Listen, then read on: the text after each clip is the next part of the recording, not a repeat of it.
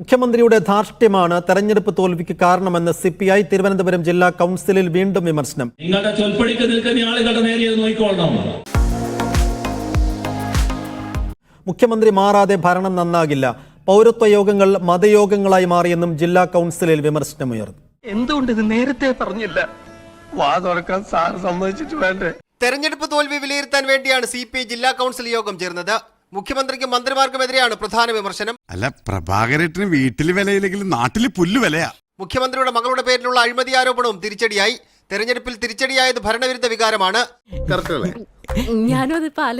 മന്ത്രിമാരുടെ പ്രകടനം മോശമാണെന്നും ജില്ലാ കൗൺസിലിൽ ചില അംഗങ്ങൾ വിമർശനമുയർത്തി. ന്യൂനപക്ഷ പ്രകടനം പരിധി വിട്ടത് തിരിച്ചടിയായെന്നാണ് ഒരംഗം പറഞ്ഞത്. പൗരത്വ യോഗങ്ങൾ മതയോഗങ്ങളായി മാറി. പല ആൾക്കാർക്കും ഒരു തോന്നലുണ്ട്, നമ്മളെ അങ്ങ് എന്തെങ്കിലുമൊക്കെ ചെയ്തു കളയാമെന്ന്. അതൊക്കെ വെറുതെയാണ്.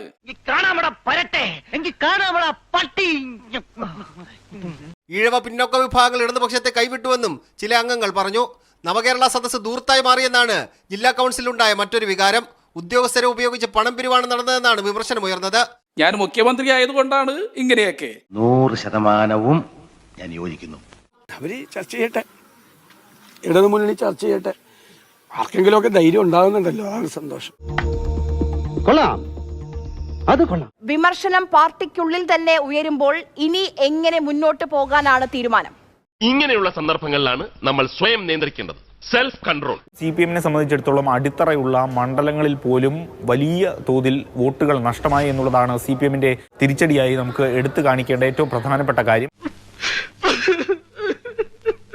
ഇയാളെ ഇനി നമ്മൾ വിശ്വസിക്കൂല, കള്ളെ കാട്ടുകളെ. മുഖ്യമന്ത്രിക്കെതിരായ ഒരു വികാരം ഈ ജനങ്ങൾക്കിടയിൽ ഉണ്ട്, അല്ലെങ്കിൽ ഈ സർക്കാരിനെതിരായ ഒരു വികാരം ഉണ്ട് എന്നുള്ളത് തന്നെയാണ് പാർട്ടിയും ഇപ്പോൾ പറഞ്ഞു വെക്കുന്നത്. നിനക്കത് കിട്ടണം. അങ്ങനെ പവനായി ശവമായി എന്തൊക്കെ ബഹളമായിരുന്നു. പെൻഷൻ കൊടുക്കാതിരുന്നത്, അതോടൊപ്പം തന്നെ ജനക്ഷേമപരമായ പല പല കാര്യങ്ങൾ, പ്രത്യേകിച്ചും സർക്കാർ ഉദ്യോഗസ്ഥരുടെ ആനുകൂല്യങ്ങൾ നൽകുന്നതിലുള്ള വീഴ്ച.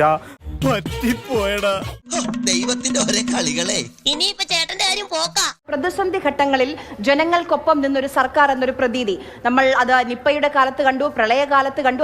എന്നെ പൊക്കി പറഞ്ഞ് സോപ്പിടാനുള്ള പരിപാടിയാണ്. അത് കഴിഞ്ഞ് കോവിഡ് കാലത്ത് ഏറ്റവും കൂടുതൽ ആളുകൾ ബുദ്ധിമുട്ട് അനുഭവിച്ചപ്പോൾ സർക്കാർ ഉണ്ടായിരുന്നു, ഒരു മുഖ്യമന്ത്രി ഉണ്ട് ഇവിടെ. അന്നാണ് ഒരു ക്യാപ്റ്റൻ ഉണ്ട് കേരളത്തെ നയിക്കാനെന്ന് നമ്മൾ കണ്ടത്.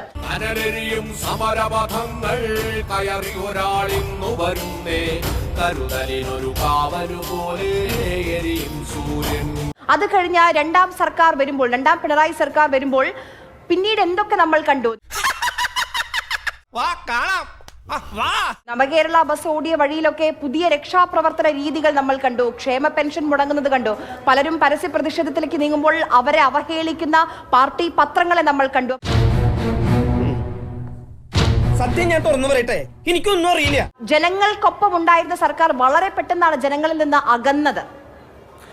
അതിന്റെ ഒരു സൂചന തന്നെയാണ് യഥാർത്ഥത്തിൽ ഈ തിരഞ്ഞെടുപ്പിൽ ഉണ്ടായിരുന്ന തിരിച്ചടി എന്ന് പറയേണ്ടി വരും. നീ ഇത് അനുഭവിക്കണോടാ, ആയുഷ്കാലം മുഴുവനും നീ ഇത് അനുഭവിക്കണം. സാമ്പത്തിക പ്രതിസന്ധി ഒരു ഭാഗത്ത്, അതോടൊപ്പം തന്നെ പെൻഷൻ കൊടുക്കാതിരുന്നത്, അങ്ങനെയുള്ള ഒരു കാര്യങ്ങളും എടുത്തുവെച്ച് അയാളെ വിശ്വസിക്കാൻ കൊള്ളിയല്ലോ. അയാൾ പറഞ്ഞോണ്ടല്ല ഇപ്പൊ ചെയ്തോണ്ടിരിക്കണം. ഈ മുഖ്യമന്ത്രി പറയണേ എന്തെങ്കിലും ചെയ്തിട്ടുണ്ടോ? ഈ തിരഞ്ഞെടുപ്പ് ഫലം വിലയിരുത്തുമ്പോൾ CPM-ന് കനത്ത തിരിച്ചടി ഉണ്ടായിട്ടുണ്ട് എന്നുള്ളത് തന്നെയാണ് CPM-ന്റെ നേതൃയോഗത്തിൽ ഉയർന്നിരിക്കുന്ന ഏറ്റവും പ്രധാനപ്പെട്ട തീരുമാനം. സമാധാനമായല്ലോ.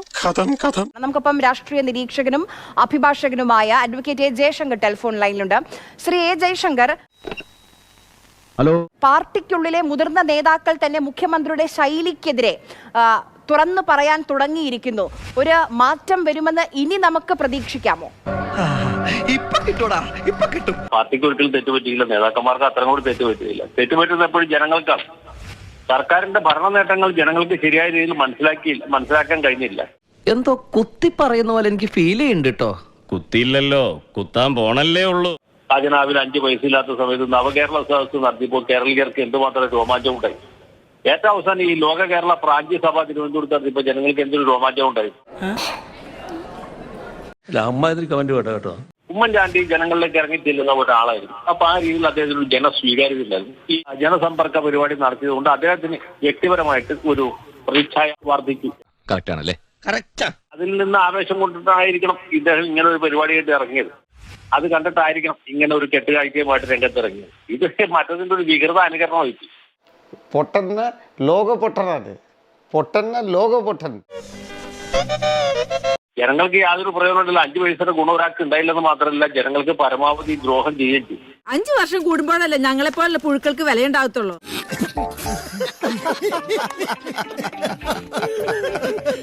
ആ വിരട്ടലൊന്നും ഇങ്ങോട്ട് വേണ്ട. എന്തിനു വെറുതെ വല്ല തൊഴിലുറപ്പ് പണിക്ക് പൊക്കൂടാ നിനക്കൊക്കെ. അപ്പൊ അതിനൊരു തീരുമാനമായി.